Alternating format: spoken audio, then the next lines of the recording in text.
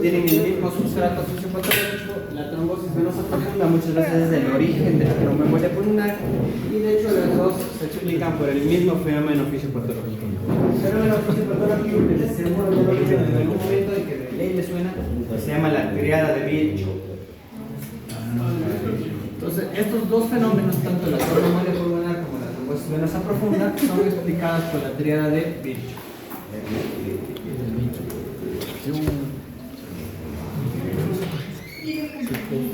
Ya sabes que puedes compartir el link, ¿no? No varía, no. Entonces, No la sé por triada qué de no Virchow se la caracteriza por copiar. tres fenómenos. La hipercoagulabilidad,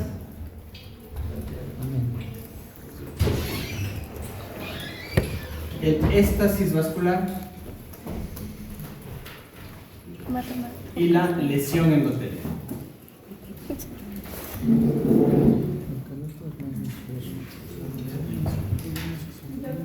¿Y por qué es importante entender esta triada? Porque esta es la forma en la que vamos a entender cuáles son los principales factores de riesgo para que un paciente desarrolle una tromboembolia pulmonar o desarrolle una trombosis venosa profunda.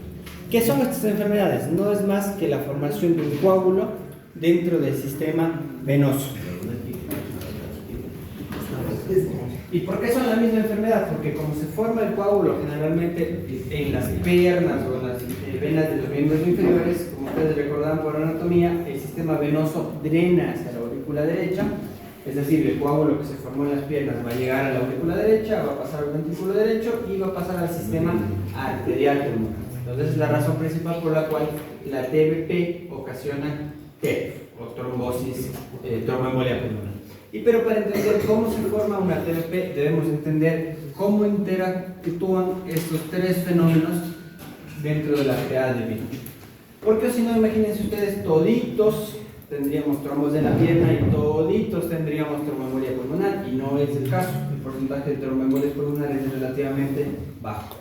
Entonces, al igual que en la triada epidemiológica que bien se han de acordar, ya sea en micro que vimos alguna vez en no me acuerdo qué materia, para que el paciente tenga una tromboembolia pulmonar realmente tiene que tener una suma de factores vinculados a la hipercoagulabilidad, al éxtasis vascular y a la lesión endotelial.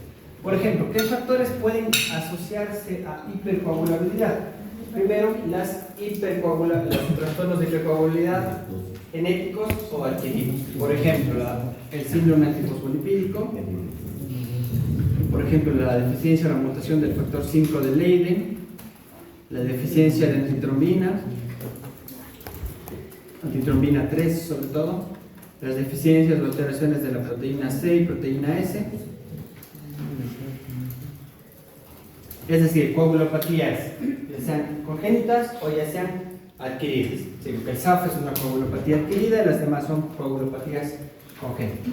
Y aparte de esto, sumámosle, por ejemplo, el uso de anticonceptivos hormonales como los estrógenos, que también favorecen la hipercoagulabilidad.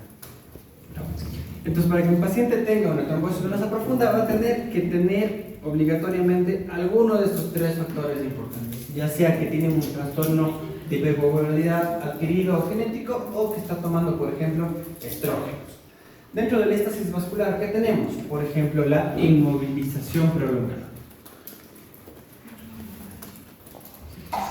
Te pegaste un viaje a China, claro, son 14 horas en avión con varias escalas, que al final terminan siendo como 20 y pico de horas dentro de un avión sentado. Ya sabemos que al menos que tengas billullo para irte en primera clase, los asientos turistas son así de este vuelo, entonces tú vas ahí encogido en el asiento sin movilidad, entonces eso genera éxtasis venoso. ¿Sí? Si el paciente va a estar hospitalizado y está hospitalizado, por ejemplo, en cama más de una semana, evidentemente no se ha movido y eso genera que la sangre no pueda circular. Recordarán ustedes por fisiología que para el retorno venoso nosotros requerimos de tres factores importantes. Primero, que el sistema valvular de las venas esté funcional. Recordemos que la sangre sube, las válvulas se cierran y evitan el reflujo sanguíneo. Pero si esas válvulas están dañadas porque la vena está dilatada, pues se forma un círculo como un remolino de sangre a nivel vascular. Segundo, necesitamos la presión negativa que ejerce el corazón para succionar la sangre de vuelta hacia el corazón derecho. Y tercero, y tal vez más importante, necesitamos la bomba muscular. Es decir, cuando nosotros nos movemos y caminamos, nuestros músculos, los gastrocnemios, por ejemplo, hacen un efecto de prensa y ayudan a que la sangre regrese a nuestro corazón. Si es que hemos estado 18, 20 horas inmóviles en el avión porque no nos hemos levantado ni para ir al baño, pues porque nos toca en ventana y no queremos mover a todo el mundo que está al lado, pues no hay ese retorno a través de la bomba muscular y eso genera que la sangre se quede estancada. Entonces tenemos dentro de esto la inmovilización prolongada. Y por ejemplo, factores que pueden lesionar el endotelio vascular. Por ejemplo, la cirugía o el trauma.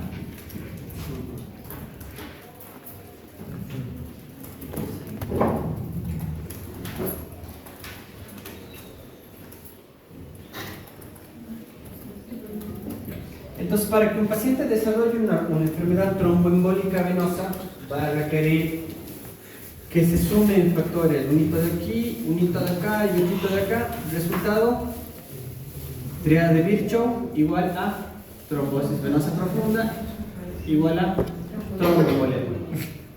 Entonces, ¿cuáles eran los principales factores de riesgo para que un paciente desarrolle trombosis venosa profunda? Inmovilización prolongada, es decir, pacientes que tienen viajes largos por carretera, avión, o pacientes que han estado hospitalizados, internados con escasa movilidad, que tengan algún trastorno de la coagulación, ya sea genético o adquirido, y que tengan algún factor que lesiona el endotelio. Por ejemplo, pacientes postquirúrgicos, pacientes postraumáticos, pacientes hospitalizados, pacientes postquirúrgicos, pacientes, por ejemplo, que tengan una cirugía traumatológica, pacientes que tengan síndrome tifosfolipídico. Entenderán ustedes que las mujeres tienen más riesgo relativo de tener tromboembolia pulmonar en comparación a los hombres. Entonces, todos esos son los factores de riesgo. Pacientes obesos, otra causa de lesión endotelial, el tabaco. Entonces, una persona que fume, sea obeso y se mueva poquito, pues ya tiene todos los factores de riesgo comprados para desarrollar una tromboembolia. Esa es la razón por la cual solo un grupo pequeño de pacientes hacen tromboembolia y no todo el mundo tenemos tromboembolia.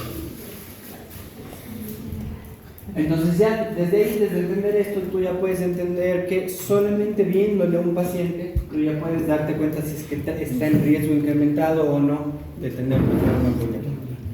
Pero ahora viene lo más importante de todo. Vamos a entender cómo una TBP puede transformarse en una TEP y sobre todo cómo es que la TEP puede terminar matando a un paciente, porque es una enfermedad muy grave. Y para eso vamos a dibujar aquí un corazoncito para entender bien cómo funciona este mecanismo.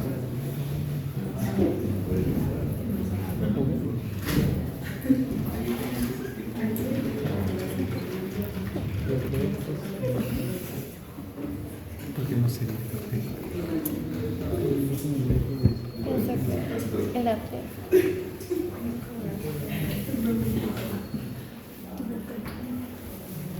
Pero eso es un moco. Este es un moco.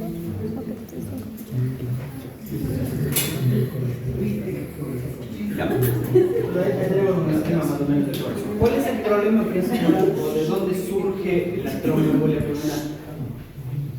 El problema de la tromboembolia pulmonar, dijimos, surge a partir de la hipercoagulabilidad y la formación de un trombo a nivel del sistema venoso profundo. Ese trombo va a llegar a través de la vena cava inferior principalmente hacia la aurícula derecha. Entonces vamos a dibujar aquí el trombo. Ya se pegó el tour por todo nuestro cuerpo y el trombo llegó a la aurícula derecha. Pues, ¿qué es lo que va a pasar? Como el espacio valvular es amplio, es grande, este trombo va a pasar desde la aurícula hacia el ventrículo derecho. Y hasta aquí todo bien, porque el ventrículo es relativamente grande y el coágulo no ocasiona mayor problema. El problema surge cuando el ventrículo se contrae y este coágulo es expulsado hacia la arteria pulmonar. Y aquí va a venir el primer problema, que es dependiente netamente del tamaño del coágulo. Si es un coágulo gigante, va a tapar el trombo va a tapar la entrada de la arteria pulmonar, es decir, va a ser una embolia trombocular o de las ramas principales de la arteria pulmonar. Resultado, una tromboembolia masiva que casi siempre termina en muerte súbita. Es decir, el paciente ni llega al hospital, ya se muere. Esto, por ejemplo, es lo que mataba a muchos pacientes con COVID al principio de la pandemia. Como ustedes recordarán, el COVID es una enfermedad que ocasiona hipercoagulabilidad más lesión endotelial y si a esto le suma éstasis por falta de movilidad en un paciente ya enfermo, se formaban coágulos muy grandes en las venas de las piernas que migraban hacia la aurícula, y de la aurícula pasaban al ventrículo, como el coágulo era muy grande, tapaba directamente el tronco de la arteria pulmonar y muerte súbita. El paciente se quedaba en el suelo, por ahí donde sea. Pero si este coágulo no es tan grande, puede no tapar todo el tronco de la arteria, pero sí tapar una de las ramas principales. Entonces, cuando el coágulo se queda en una de las ramas principales, se denomina subsegmentario. Y si es que es un coágulo chiquitico y no es lo suficientemente grande como para tapar una de estas ramas principales, ¿sí?, puede tapar una de las pequeñas arterias, ¿sí?, en cuyo caso incluso este coágulo puede ser completamente asintomático. ¿Qué es lo que va a pasar a continuación? Pues como les decía antes, el principal problema parte de qué tan grande ha sido el coágulo y qué tan grande es la rama de la arteria que ha sido ocluida. Entonces vamos a imaginarnos que es un coágulo gigantesco y se quedó aquí. Entonces este coágulo grandote que se quedó en la arteria pulmonar va a tener dos efectos. Un efecto desde el coágulo para adelante y un efecto desde el coágulo hacia atrás. Vamos por lo más fácil primero. ¿Qué va a pasar del coágulo para adelante? Se va a generar un espacio muerto anatómico. En fisiología seguro vieron esto, que era un espacio muerto. Era una zona que estaba muy bien ventilada, pero que no estaba perfumada. Por lo tanto, no se producía un intercambio gaseoso. Entonces, dependiendo del tamaño de la arteria que se tape, yo puedo tener un segmento del pulmón que se transforme en un espacio muerto, o en este ejemplo, todo el pulmón que se ha transformado en un espacio muerto. Resultado de esto, hipoxia tisular. ¿Cómo se manifiesta esto clínicamente? Con una caída de la saturación de oxígeno, un incremento de la PCO2 y un incremento de la frecuencia respiratoria. ¿Sí? Y nosotros sabemos que esto se manifiesta también como disnea. Entonces, ¿qué es lo primero que va a sentir el paciente? De forma súbita, una sensación de dificultad respiratoria, una sensación subjetiva de falta de aire. Y clínicamente, ¿cómo se va a traducir en esto? En una caída de la saturación de oxígeno, eventualmente en una elevación de la hipercapnia y una taquicardia. Entonces eso pasó desde el coágulo hacia adelante, es decir, en el pulmón. ¿Cuál es el mecanismo fisiopatológico fundamental? La formación de un espacio muerto, es decir, una zona del pulmón donde que, si bien es cierto, el aire está entrando normalmente al pulmón porque nada está tapando las vías respiratorias, no es un aire que se intercambie, no hay intercambio gaseoso, puesto que la sangre no está llegando hacia esa zona del pulmón. Pero de hecho, lo más grave y lo que termina matando al paciente no es lo que pasa del trombo para adelante, sino es lo que pasa del trombo hacia atrás. ¿Qué es lo que pasa del trombo hacia atrás? Pues como ustedes se dan cuenta, aquí tenemos el ventrículo derecho. Entonces, ¿qué pasa con la poscarga del ventrículo derecho? Aumenta completamente porque ahora tiene una obstrucción. Entonces el ventrículo derecho tiene que sufrir un incremento masivo de las resistencias vasculares.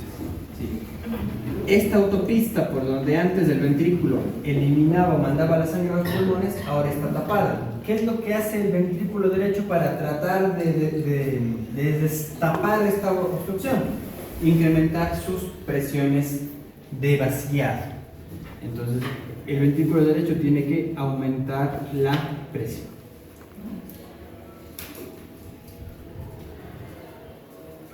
Entonces el ventrículo derecho empieza a contraerse con más fuerza con el objetivo de lograr vencer la obstrucción y que la sangre pase.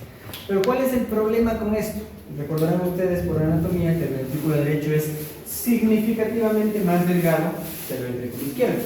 Entonces, ¿qué es lo que hace el ventrículo derecho? Como aumenta la presión, la sangre se empieza a quedar aquí estancada porque no puede salir, y lo que hace el ventrículo derecho es dilatarse. Y de hecho esto yo ya lo puedo ver a través de la ecocardiografía. Veo un ventrículo derecho dilatado.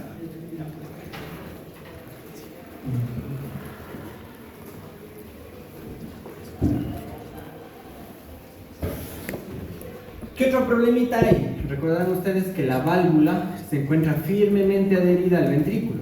Y si el ventrículo queda dilatado, el anillo valvular queda abierto y por lo tanto se produce ¿qué? Una insuficiencia tricuspidia.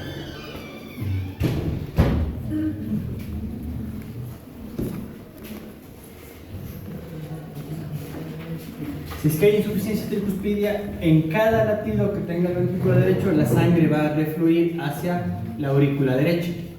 Y si la aurícula derecha está llena, la vena cava que trae la sangre se va a dilatar. Entonces, ¿cómo va a estar la vena cava inferior? Dilatada y poco compresiva. ¿Lo voy a poder ver? Sí, con un ecocardiograma. ¿No? Pero hasta aquí todo bien, relativamente hablando. Pero hay un pequeño problema. Como este proceso se va manteniendo en el tiempo, el ventrículo derecho se dilata primero hacia afuera, como ustedes ven aquí en el esquema. Pero después, como ya no puede dilatarse hacia afuera, se va a dilatar hacia adentro. Problema, va a desplazar el tabique interventricular hacia la izquierda. Entonces, como ustedes se dieron cuenta ahora, el volumen telediastólico del ventrículo izquierdo cae. Si cae el volumen telediastólico, ¿qué pasa con el volumen sistólico? Cae. Y si cae el volumen sistólico, ¿qué pasaba con la fracción de eyección? Cae. Entonces hay una caída de la febre. ¿Qué pasa si se cae la febre? Hipoperfusión sistémica. Alguien va a decir, Doc, eso me suena a shock. Exactamente es lo que pasa. Es un shock obstructivo. El paciente tiene un shock obstructivo.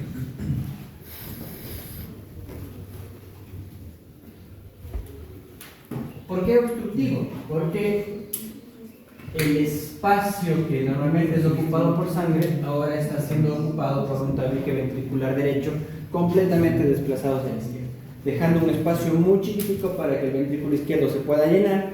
Y como el ventrículo izquierdo no se puede llenar, el volumen sistólico cae porque hay menos sangre en el ventrículo y por lo tanto la fracción de eyección disminuye. Entonces, profe, ¿el paciente va a estar taquicárdico? Claro que sí, y de hecho la taquicardia suele ser el primer signo clínico de que un paciente tiene una tromboembolia pulmonar. ¿Y por qué está taquicárdico? Porque como el volumen sistólico cae, para mantener el gasto cardíaco necesitamos elevar la frecuencia cardíaca. Acordarse que el gasto cardíaco es la frecuencia cardíaca por el volumen sistólico. Entonces el paciente está hipoperfundido con síntomas de shock obstructivo, es decir, está hipotenso, con la conciencia alterada, está taquicárdico, el llenado capilar está lento, etc. Pero aquí hay un problema adicional. Ustedes recordarán que los vasitos sanguíneos que nutren al pericardio, perdón, al endocardio, tienen que atravesar el miocardio. ¿Y qué pasa si el miocardio está tan distendido que empieza a oprimir estos vasos chiquiticos? Se produce isquemia del miocardio.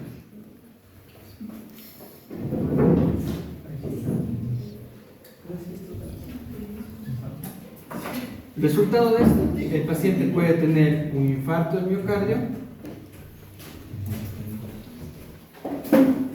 puede desarrollar arritmias malignas, como por ejemplo una taquicardia ventricular o una fibrilación ventricular,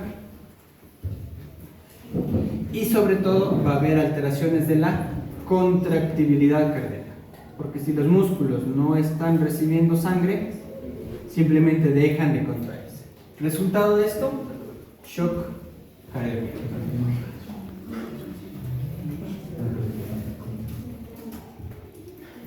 Y en última instancia, la muerte del paciente. Entonces esta es la razón por la cual un simple coagulito que se formó en las piernas del paciente que estaba viajando a China para un vuelo de negocios terminó con la muerte del paciente. ¿Qué tan rápido se va a desarrollar este proceso? Pues va a depender muchísimo del tamaño del coágulo. Si es que es un coágulo grande, como les decía, este proceso va a durar cuestión de minutos, el paciente muere prácticamente en el acto. O si es un coágulo pequeñito, pues es un proceso que primero puede que no se complete en forma total, sino se quede solamente en estas fases de acá. O de hecho hay algunos pacientes con coágulos que son tan chiquiticos que son completamente asintomáticos, porque simplemente es una zona pequeñita del pulmón que no está intercambiando oxígeno y el resto del pulmón está intercambiando oxígeno en forma completamente normal, ¿sí? Entonces el mensaje que les quiero transmitir con esto es: la tromboembolia pulmonar es una enfermedad que tiene manifestaciones clínicas muy diversas, que van a depender de, sobre todo, el tamaño del coágulo que se haya generado, y sobre todo va a depender de la repercusión que ese coágulo tenga, no tanto en el pulmón, sino principalmente a nivel del corazón, ¿sí? ¿Qué es lo que puede matar a un paciente? La disfunción pulmonar, la disfunción cardíaca, perdón. Porque la disfunción pulmonar, de todas formas, a la final tenemos dos pulmones y eventualmente el pulmón del lado sano va a compensar hasta cierto punto los trastornos de la ventilación que está teniendo el paciente. Pero el corazón tenemos uno solo, entonces si te falla el corazón derecho, indirectamente va a fallar el corazón izquierdo y chao paciente. ¿Ya? Entonces esta fisiopatología de aquí hay que tenerla muy clara, porque esto de aquí es la clave para estratificar al paciente con TEP y para definir qué paciente de TEP tengo que diluir el trombo o a qué paciente con TEP solamente le observo y le anticuerpo. ¿Estamos claros con esto? Sí. Sí, no se definió la neurona con la fisiología. Entonces, de una vez que hemos entendido la fisiopatología, ahora sí vamos a entrar en materia.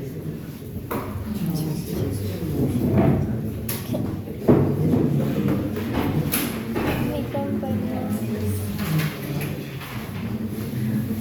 Ese juego, ¿cómo se llama ahora? Ya no es Ya. Entonces, una vez que yo tengo ya clara la fisiopatología, ahora sí vamos a entender cuál es la clínica característica de la tromboembolia pulmonar. El problema de la clínica es que va a depender mucho del tamaño del coágulo y del sitio donde el coágulo se quede clavado. Entonces, ¿cuáles son las manifestaciones clínicas? Pues las más importantes son, por un lado, dolor torácico. Profe, ¿en qué parte del tórax se ubica habitualmente el dolor? Pues es muy relativo. Puede ser un dolor en punta de costado, cuando el coágulo se queda en las zonas periféricas, o puede ser un dolor centrotorácico cuando el coágulo se queda en zonas centrales. No hay una localización típica para el dolor, al paciente le puede doler en cualquier parte del tórax, o incluso podría no doler. El dolor torácico es un síntoma que puede o no estar presente en la tromboembolia pulmonar. Dependiendo del tamaño del coágulo, el paciente va a tener también disnea. De hecho, este suele ser el principal síntoma del paciente, sensación de que no puede respirar. ¿Necesariamente esto está asociado con hipoxemia? No, puede que tu paciente esté saturando normalmente, pero él tiene la sensación de que no puede respirar apropiadamente. En casos graves, cuando los coágulos son grandes, el paciente puede toser sangre. Ustedes van a decir, ¿y por qué tose sangre? Porque como aumenta tanto la presión dentro del pulmón, los vasitos sanguíneos se rompen, esa sangrecita pasa a los alvéolos y el paciente tose sangre. Es decir, el paciente puede tener hemoptisis.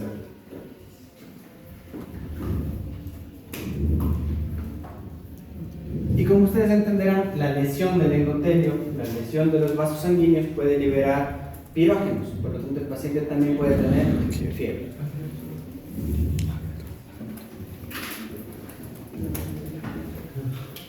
Entonces, estos son los síntomas más o menos característicos de la tromboembolia pulmonar. Como ustedes se dan cuenta, ninguno de ellos es específico, ¿sí? Dolor puede estar presente en cualquier patología, la disnea puede estar presente en cualquier patología, entonces no hay síntomas. Hablando de signos clínicos, ¿cuáles son los signos clínicos más frecuentes de la tromboembolia pulmonar? Y recordemos la fisiopatología: hipoxemia o caída de la saturación de oxígeno, taquipnea compensadora, taquicardia compensadora, puede haber hipotensión, elevación de la temperatura corporal y poco más. No hay un examen, por ejemplo, al examen físico, un signo clínico que nos diga es tromboembolia, por ejemplo, un crepitante, un bronchus. No, simplemente puede que el examen físico esté completamente normal. porque yo no puedo auscultar si es que la zona del pulmón está perfundida o no, pero sí puedo auscultar si está bien ventilada o no. Y por definición yo sé que en la tromboembolia pulmonar hay buena ventilación, pero mala perfusión. Por lo tanto, el examen físico puede estar completamente normal, pero el paciente tener estos signos clínicos. Pues, ¿cuáles son los que más me orientan hacia la presencia de una tromboembolia pulmonar? Sobre todo, es la taquicardia.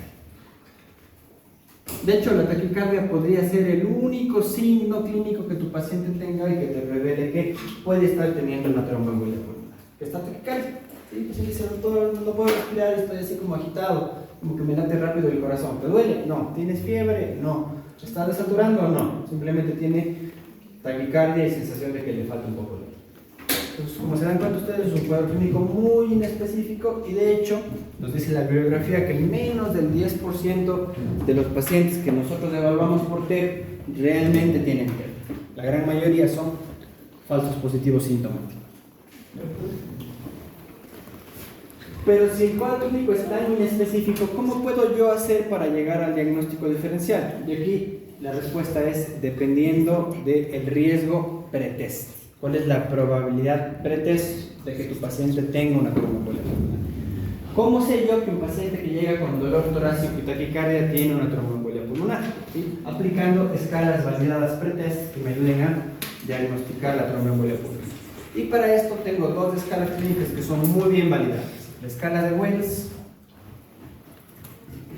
y la escala de Ginebra. Que está en las guías europeas. El Wells es la característica escala que usan los americanos y la escala de Ginebra son la que utilizan los europeos. Las dos son muy similares, dicen más o menos lo mismo y su función es estratificarte a los pacientes en tres grandes grupos: pacientes de bajo riesgo de tromboembolia pulmonar, pacientes de riesgo intermedio para tromboembolia pulmonar y pacientes de alto riesgo para tromboembolia pulmonar. Y profe, ¿para qué me va a servir esto? Va a depender mucho de esto, la actitud clínica que tú vayas a tomar con el paciente. Si es un paciente de bajo riesgo, lo más seguro es que no tenga TEP y probablemente debes buscar otras causas alternativas o darle de alta. Pero si es un paciente de alto riesgo, pues ya no vas a perder el tiempo con exámenes intermedios y te vas a ir directamente al examen definitorio de tromboembolia pulmonar. Entonces, mensaje clínico para traducir toda esta lata a un paciente. Te llega un paciente con dolor de pecho, taquicardia y fiebre. Es un paciente que ha estado en un viaje prolongado o que ha sido operado de la rodilla de la cadera recientemente. Y tú estás sospechando de que ese cuadro clínico dentro de las probabilidades diagnósticas es una tromboembolia pulmonar. ¿Quieres saber qué conducta vas a tomar con este paciente? Le vas a aplicar en primera instancia una escala de Wells o la escala de Ginebra. Y esta escala es la que te va a decir qué tienes que hacer con tu paciente. ¿Ya? Entonces el Wells te va a dividir a los pacientes en tres grandes grupos: pacientes de bajo riesgo, pacientes de riesgo intermedio y pacientes de riesgo alto. Vamos por el más facilito primero. Todo paciente que tenga riesgo alto va directo a angiotomografía. Todo paciente con riesgo alto, no le damos más vuelta, no le pedimos exámenes adicionales, va directito a angiotac.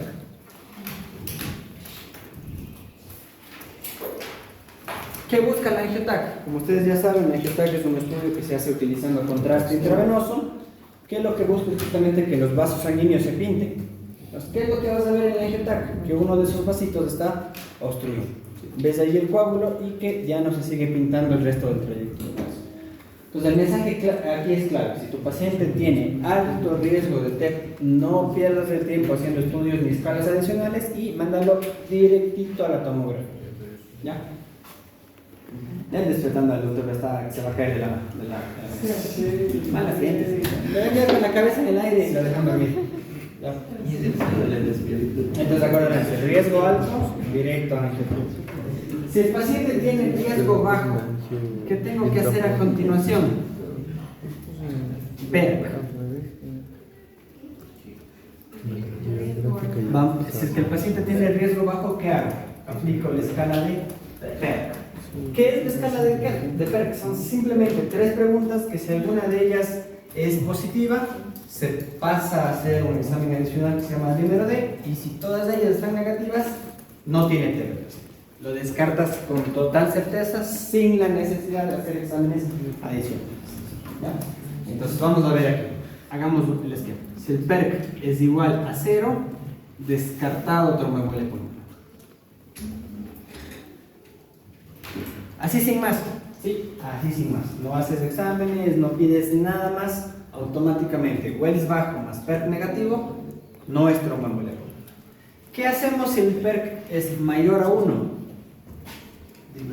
Dímelo.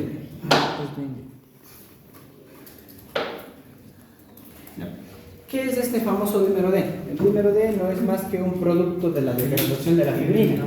¿Qué significa? Que en alguna parte del torrente sanguíneo hay un coágulo, aunque no te diga dónde.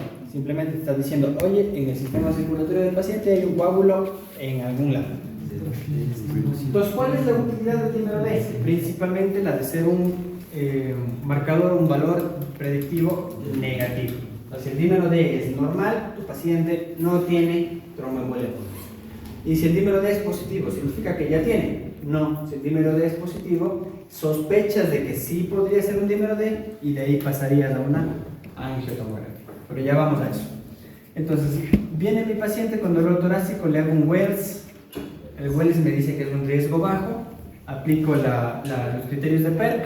Si no tiene ninguno, no tiene tromboembolia pulmonar, y si tiene por lo menos un hito, le pido el dímero D. ¿Cómo lo voy a interpretar? Si el dímero D es negativo, es decir, es menor a 500, el paciente no tiene tromboembolia pulmonar. Se descarta la tromboembolia pulmonar. Pero si mi paciente tiene más de 500, la siguiente pregunta que me tengo que hacer es: ¿qué edad tiene mi paciente? Porque el dímero D hoy en día sabemos que tiene que ajustarse en función de la edad del paciente, sobre todo si el paciente tiene más de 50 años. Si mi paciente tiene más de 50 años, ¿cuál es el valor normal del dímero D? La edad por 10. Sí, es decir, que si mi paciente tiene 80 años, el punto de corte del dímero D no será 500, será 800. Si mi paciente tiene 75 años, el punto de corte del dímero D no es 500, sino es 750. ¿Ya? Entonces, si mi paciente es mayor a 50 años, el valor del dímero D es igual a la edad por 10. Pero me salió un resultado medio dudoso. Mi paciente tiene 75 años y el dímero D me salió en 760. Podrían ser los meses, porque no tiene 75 años justo, sino tiene 75 años y medio. Por ahí está medio dudoso. ¿Qué hago en ese caso cuando está medio dudoso? Vamos a aplicar una tercera escala clínica, que se llama la escala de Years. Years, de años. De ley que el esquema lo diseñó un internista. Viejo, tiene escalas por todo lado. Entonces, tiene escalas, pero hasta para regalar. ¿Qué nos dice el Years? Que si tu paciente no tiene ninguno de los tres criterios del Years, el paciente automáticamente sube su punto de corte a 1000 de dímero.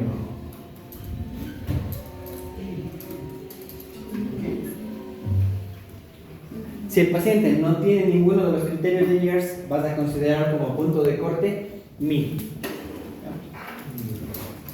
Y si el paciente tiene algún criterio de Years, pues automáticamente pasa a ser 500 su punto de corte. Sí, sé que suena un poquito confuso, pero no tanto. A ver, vamos a imaginarnos el paciente que estábamos describiendo, tiene el riesgo bajo, le hice el PERC, en el PERC tiene un punto. Si el paciente tiene un punto en el PERC, automáticamente le hago dímero D. Y como mi paciente tiene 75 años y el dímero D le salió en 760, el siguiente paso es hacer la escala de Years. Si en el Years el paciente tiene 0 puntos, paso a considerar como punto de referencia ahora 1000. Y como el paciente tiene 760 y el punto de corte es 1000, digo que está negativo.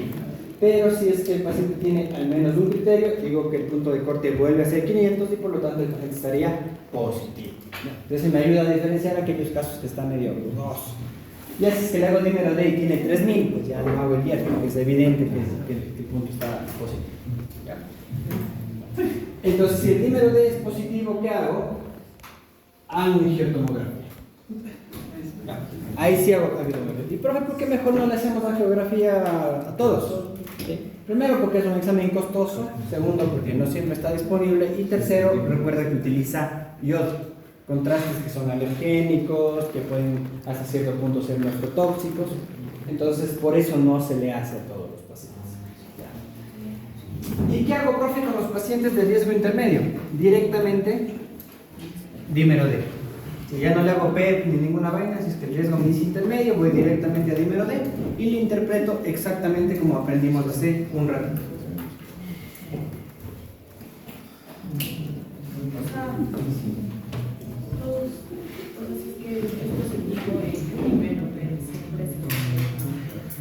Así es, el dímero D tiene como único valor el ser un predictivo negativo. Si es que el dímero D es negativo, te descarta tromboembolia pulmonar, pero si es positivo, no necesariamente te lo confirma. Porque lo que te indica el dímero D es que en alguna parte del cuerpo del paciente, que puede ser incluso en la misma pierna, hay un coágulo, pero no te dice si el coágulo está en el pulmón o no. La única manera de saber si el coágulo está en el pulmón es con una angiotomografía. ¿Por qué no le hacemos a todos? Como ya les dije, la angiotomografía es costosa, no siempre está disponible y en algunos casos el contraste es tóxico. O los pacientes son alérgicos, o la paciente está embarazada, por ejemplo. Porque parece que el embarazo es un estado de hipercoagulabilidad, entonces es común que la embarazada pueda tener una tromboembolia. ¿Sí? Entonces, ¿cómo le haces una tomografía con contraste iodado a una embarazada? Pues la única manera es haciendo esta escala y si mismo es necesario, ahí valoras la factibilidad o no de hacer una angiotomografía. Entonces, ¿estamos claros con esto de acá? ¿Seguro? Entonces, repito nuevamente. Paciente con sospecha de tromboembolia pulmonar. Nuestro primer paso es estratificar el riesgo pretest. ¿Cómo? Con el Wells. Wells bajo, PERC. Si el PERC es 0, no tiene TEP. Si es que tiene 1 o más puntos, hago dímero D, que lo interpreto conforme a la regla que está acá. Si mi paciente tiene un riesgo intermedio, directamente dímero D, saltándome el PERC. Y si mi paciente tiene riesgo alto, me salto todo lo demás y hago directamente una angiotomografía. Entonces, ¿cuál es el gol estándar para el diagnóstico de tromboembolia pulmonar? La angiotomografía. Profe, ¿qué alternativas tenemos a la angiotomografía? Porque la paciente ha sido alérgica al yodo. Una gammagrafía de ventilación-perfusión. Así, gammagrafía de ventilación-perfusión. Buena suerte consiguiéndola en nuestros hospitales, pero tenemos un método indirecto que no te permite ver el coágulo, pero sí todas las alteraciones hemodinámicas que causa el coágulo. El ecocardiograma. ¿Qué vas a ver en el ecocardiograma? No ves el coágulo, pero sí ves el ventrículo derecho dilatado, ves la insuficiencia tricuspidia, ves la hipertensión pulmonar, ves el desplazamiento del tabique interventricular, ves que la vena cava inferior está dilatada y no colapsa. Entonces, todos esos son signos indirectos que te pueden ayudar a distinguir un TEP. Profe, ¿en qué otros casos sería útil el ecocardiograma? Si tu paciente está inestable hemodinámicamente. Si tu paciente se está muriendo ahí en la emergencia y parece que tiene un TEP, no vas a esperar para que se estabilice y hacer la angiotomografía. Le haces el ecocardiograma y si ves signos indirectos, TEP automáticamente y va a tratamiento fibrinolítico. ¿Ya? Verán que esa es pregunta de todos los años del NIR y todos los años del examen de salud de se ha de ser. ¿Ya? Entonces, hasta ahí estamos, ¿cierto? Sí, ya. Ahora viene la parte más importante. Ya diagnostiqué la tromboembolia pulmonar. ¿Qué hago con la tromboembolia?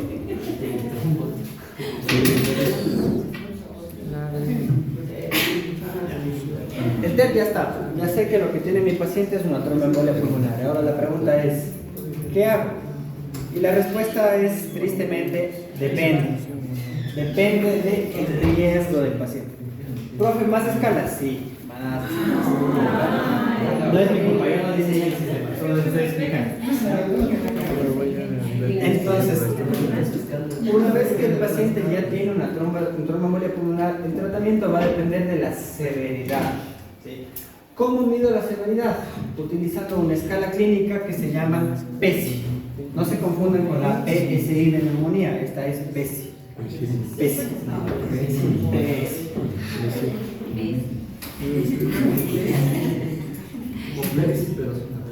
Como Pepsi, pero sin la P. Ya. Desde Pulmonary Embolism Severity Index. Ya, PESI. Problema. No sé si vieron, pero a principios de este año, porque la Sociedad Americana nos odia, sacó una nueva guía de tromboembolia pulmonar y dijeron, vamos a reclasificar tromboembolia porque la guía de los europeos está chévere y vamos a hacer que se parezca un poquito más a la guía de los europeos. Pues ahora tenemos una clasificación de riesgo diferente. Por un lado tengo la clasificación de riesgo de la ESC, que es la Sociedad de Cardiología de Europa, y por otro lado tengo la clasificación de riesgo de la ACC. ¿Ya?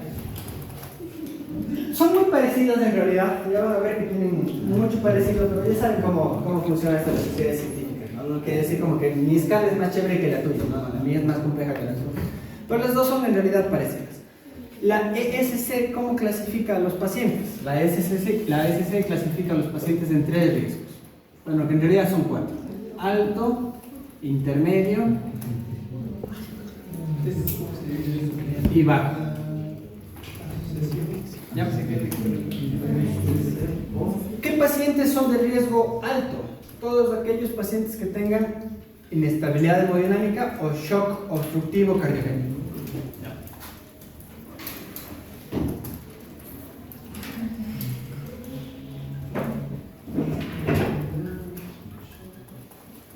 Y ahí nos dan criterios para decir que mi paciente está en shock, que ya ha tenido paro cardíaco, que la sistólica está en menos de 90 o que se mantenga hipoperfundido. No nos hacemos lío con eso. Si tu paciente tiene inestabilidad hemodinámica, es un paciente de alto riesgo. ¿Ya? Confirmaste por un ecocardiograma que el paciente tenía un coágulo y el paciente está con presión de 60, 40 y 150 latidos por minuto. Está inestable hemodinámicamente, por lo tanto es un paciente de alto riesgo. ¿Cuáles son los pacientes de riesgo bajo? Los pacientes de riesgo bajo son aquellos que tienen un PESI de 1 o de 2. PESI clase 1 o PESI clase 2.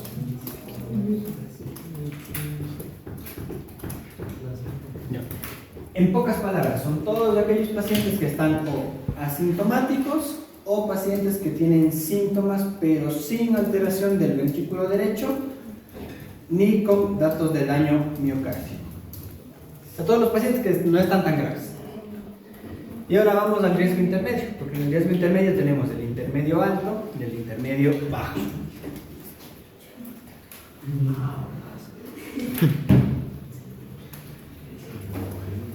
Vamos a simplificarlo para no complicarlo mucho.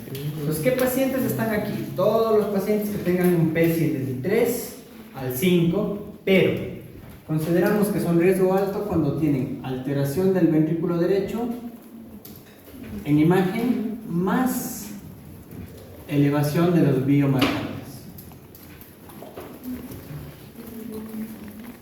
¿Qué biomarcadores? Troponinas o NT-proBNP. NT-proBNP.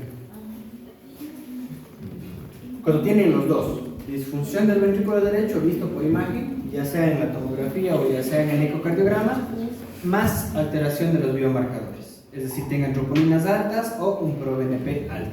Cuando digo que es un paciente de riesgo intermedio bajo, cuando tiene un PESI entre el 3 y el 5, pero tiene disfunción del BD o elevación de biomarcadores.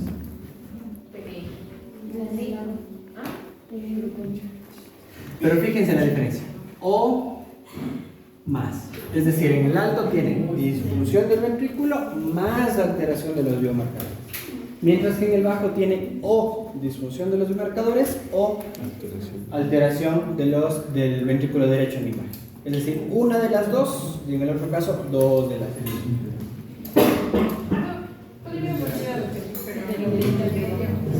A ver, en riesgo intermedio están automáticamente todos los pacientes que tienen clase PESI del 3 al 5. Entonces aquí vamos a poner PESI del 3 al 5. Considero que es un riesgo intermedio alto cuando el paciente tiene un PESI del 3 al 5 con disfunción del ventrículo derecho vista por imágenes Y alteración de los biomarcadores, ya sea de la troponina o del ProBNP. Y por el contrario, digo que mi paciente es de riesgo intermedio bajo cuando tiene alteración del ventrículo derecho o alteración de los biomarcadores. Es decir, una de las dos, pero no las dos. ¿Ya? Hasta ahí, más o menos claro. Ahí hay lo que se puede. Y ahora vamos con el AJA. En realidad es muy parecido, aunque suene diferente. AJA lo que hace es clasificarlos a los pacientes por letras. De la A a la E. El problema es que estos manes encima de eso le meten más subcategorías. O sea, son como 10 a la final. Pero bueno, vamos a tratar de simplificar. La A, acuérdense, A de asintomático. Son todos aquellos pacientes a los que les descubriste que tienen una tromboembolia por accidente. El paciente no tiene ningún síntoma, sino que le estabas haciendo una angiotomografía por X o Y cosa y ha tenido TEP. Te enteraste que ha tenido TEP. Son pacientes asintomáticos.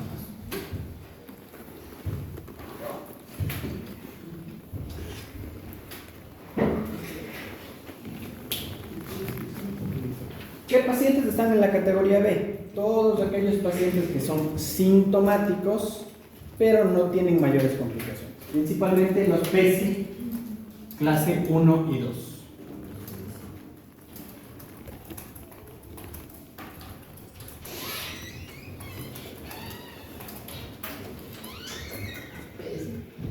¿Ya? Pero para más molestia, también le dividieron en dos subcategorías. Los B1 y los B2. Los B1 son los que tienen un coágulo subsegmentario y los B2 son los que tienen un coágulo no subsegmentario. Pero bueno, no nos hacemos mucho lío. Si es que quieren olvidarse de esto, no pasa nada. Porque sepan que en los B están los pacientes que son sintomáticos pero leves, somos felices. O sea, ¿y me tengo que saber las dos escalas o solo como interpretar? Es que ese es el tema. ¿Cuándo van a dar la escala? No, pero usted la tiene que calcular. No existe una calculadorita como Claro, sí, pero lo que te calcula es el peso. Las categorías tienes que saberlas. ¿No puedo repetir eso de nuevo? O sea, el B1 son aquellos pacientes leves con coágulo subsegmentario y los B2 son los que tienen un coágulo no subsegmentario.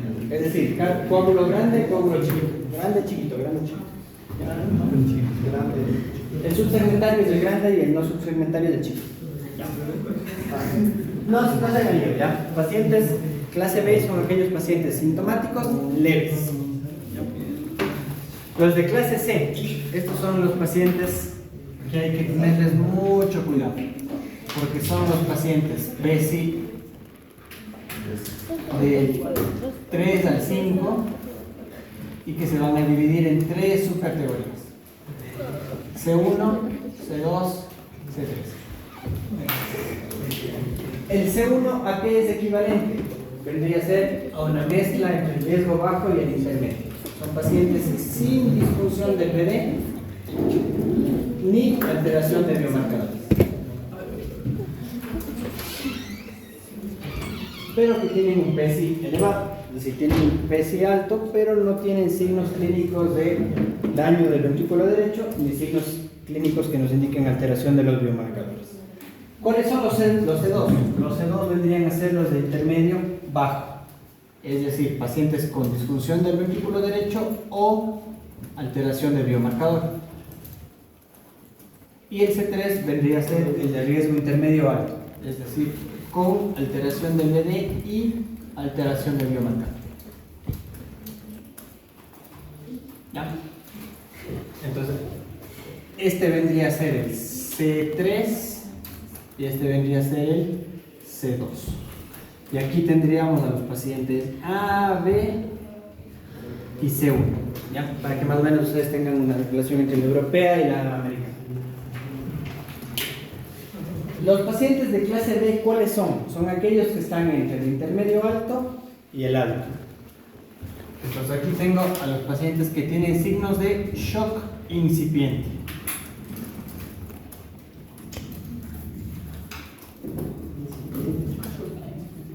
¿Ya? Es decir, tengo a los pacientes de categoría D1 y pacientes de categoría D2.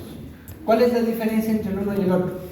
En el D1 los signos de shock son leves y en el D2 es un shock normotensivo. Acuérdense cuando veíamos shock y decíamos que en la primera fase es la fase compensada del shock. Ya. Entonces los pacientes con shock D2 son aquellos que están en fase compensada. Y los de clase E, estos vendrían a ser el equivalente al riesgo alto de la guía europea. Son aquellos pacientes que ya tienen un paro cardíaco, ya requieren vasopresores, etc. Entonces, si lo analizas desde ese punto de vista, pues al final no está tan difícil. Más o menos. Más o menos así. Y ustedes van a decir, Doc, ¿por qué ya nos metemos en estas clasificaciones tan complicadas? Porque de esto depende el tratamiento de tu paciente. Ya. Vamos por lo más fácil primero. ¿Qué hago con mi paciente de riesgo bajo o de categorías A, B, C? Solamente anticoagulantes.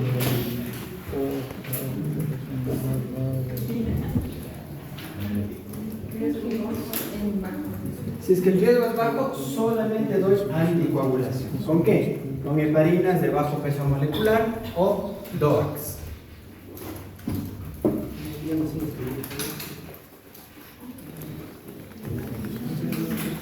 ¿Cuáles son las heparinas de bajo peso molecular? La enoxaparina. ¿Cuál es la dosis?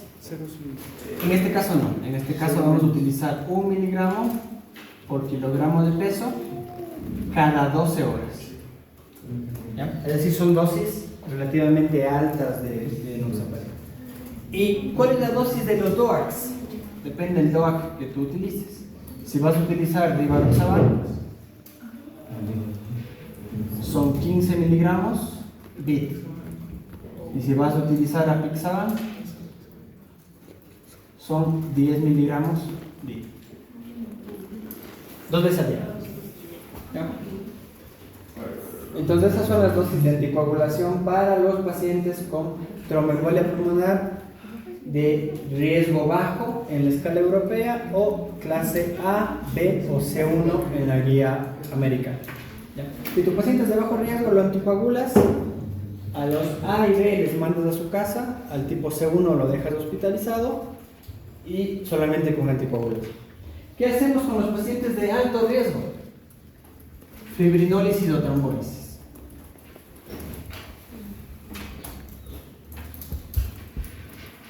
¿Cómo hacemos la fibrinólisis? Con el alteplasa, con el LTPA.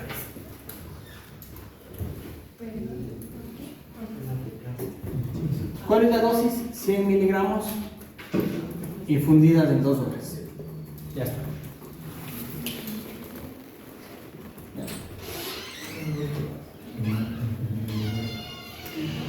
Y ahora el problema viene con los pacientes de riesgo intermedio. ¿Qué hacemos con ellos?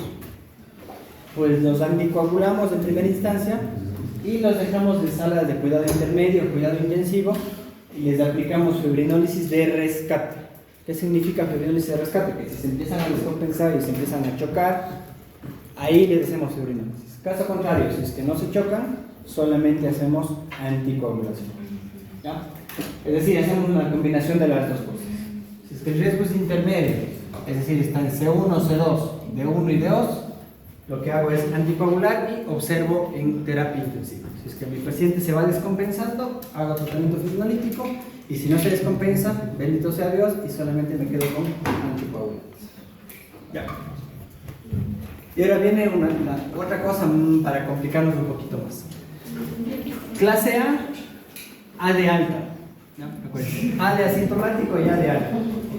Si es que el paciente está asintomático, anticoagulo y se fue para su casa. La B, ¿qué hago? Bueno, antes de la B, ¿qué hago con el C? Hospitalizado, observación. ¿Y qué hago con el D? Criterios de Hester. Sí, lo siento, no. Así está la norma, no puedo hacer más. Criterios de Hester. ¿Qué son los criterios de Hester? Son una serie de parámetros que el paciente tiene que hacer un check, como para que se pueda ir para su casa. Entonces, si el paciente tiene ninguna cosa de observación en los criterios de Hestia, se va para su casa. Si es que no cumple con alguno de los criterios, se queda hospitalizado. También. Entonces, esa es la diferencia entre un alta y un paciente que se queda hospitalizado. Si es que el GESTIA te dice hospitalízalo, se quedó. Si es que el GESTIA te dice mándalo a su casa, Se va para pues. Entonces, este creo que de este conjunto de dolor torácico, creo que este es el más complejito. Sí. Porque si bien es cierto, en coronario también utilizamos escalas, pero no son tantas y sobre todo la decisión está un poco más clara. Aquí está súper mezclado, pues sí es importante que lo revisen muy bien para que ustedes sepan a qué paciente le van a anticoagular, a qué paciente le van a hacer fluido analítico, a qué paciente le van a mandar a su casa y qué paciente se va a quedar hospitalizado. ¿Qué van a ir? Sí, el método intermedio es anticoagularlo y observar una terapia intensiva para fibrinólisis de rescate. ¿Qué significa fibrinólisis de rescate? Que si se descompensa y se va hacia clase E o hacia alto riesgo, le haces fibrinólisis de urgencia. Por complicarles un poquito más nada más, si es que no es suficiente. Si tu paciente es de riesgo intermedio, no le vas a anticoagular con heparinas de bajo peso molecular, le vas a anticoagular con heparina sódica. ¿Cómo? Que si tu paciente es de riesgo intermedio, no lo anticoagules con heparina de bajo peso molecular, sino con heparina sódica. La heparina normal. Profe, ¿puedo utilizar warfarina? Sí, puedes usar warfarina. Recuerda que la warfarina está indicada para pacientes con trastorno de hipercoagulabilidad como SAF y para pacientes que tienen valvulopatías.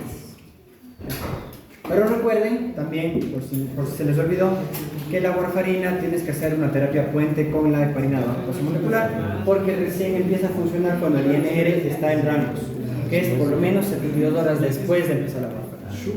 ¿Ya? Listo, chicos. Y la última cosa, y con esto acabamos. Ya, con esto acabamos. Porque también es pregunta de examen. ¿Cuánto tiempo tengo que mantener al paciente anticoagulado? Al menos 3 meses. Por lo menos 3 meses.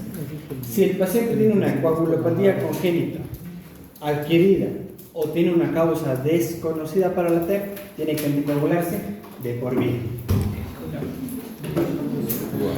Repito, la anticoagulación estándar son al menos 3 meses. Si tu paciente tiene una coagulopatía congénita o adquirida o una tromboembolia pulmonar de causa no conocida porque no tuvo traumas, no estuvo inmovilizado, no tomaba estrógenos, nada, la anticoagulación es de por vida, es indefinida. ¿Ya? ¿Estamos claros? Sí. ¿Sí lo van a lograr? No,